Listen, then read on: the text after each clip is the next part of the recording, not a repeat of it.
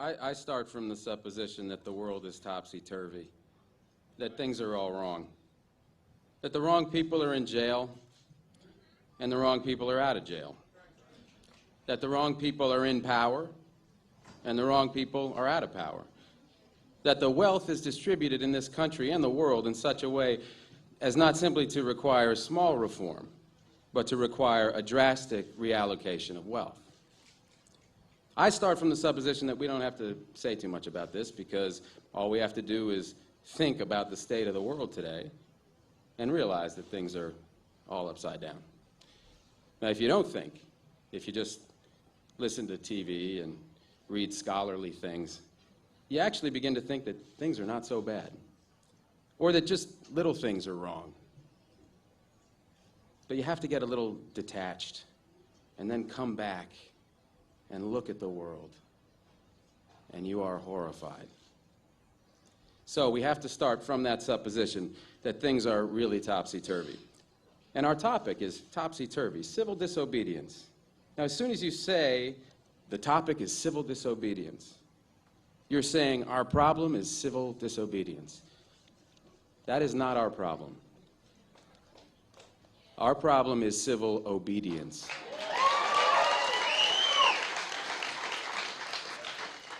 Our problem is the numbers of people all over the world who have obeyed the dictates of the leaders of their government and have gone to war. And millions have been killed because of this obedience. We recognize this for Nazi Germany. We know that the problem there was obedience, that the people obeyed Hitler. People obeyed. That was wrong. They should have challenged, and they should have resisted. And if we were only there, we would have showed them.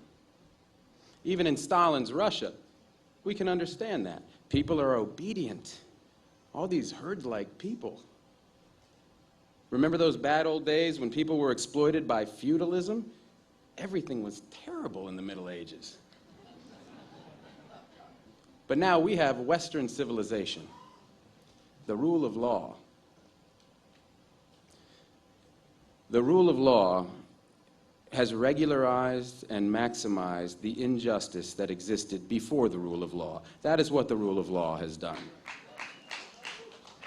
When in all the nations of the world, the rule of law is the darling of the leaders and the plague of the people, we ought to begin to recognize this.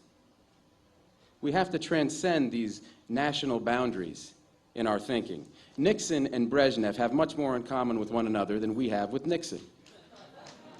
J. Edgar Hoover has far more in common with the head of the Soviet secret police than he has with us. It's the international dedication to law and order that binds the leaders of all countries in a comradely bond. That's why we're always so surprised when they get together. They smile, they shake hands, they smoke cigars. They really like one another, no matter what they say. What we are trying to do, I assume, is really to get back to the principles and aims and spirit of the Declaration of Independence. This spirit is resistance to illegitimate authority and to forces that deprive people of their life and liberty and right to pursue happiness. And therefore, under these conditions, it urges the right to alter or abolish their current form of government, and the stress had been on abolish.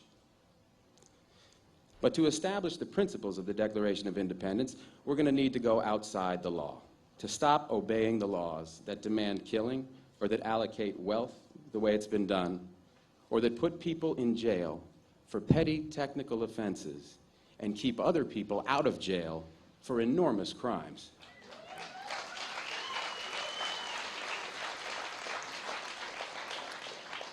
My hope is that this kind of spirit will take place not just in this country, but in other countries, because they all need it. People in all countries need the spirit of disobedience to the state, which is not a metaphysical thing, but a thing of force and wealth. And we need a kind of declaration of interdependence among people in all countries of the world who are striving for the same thing.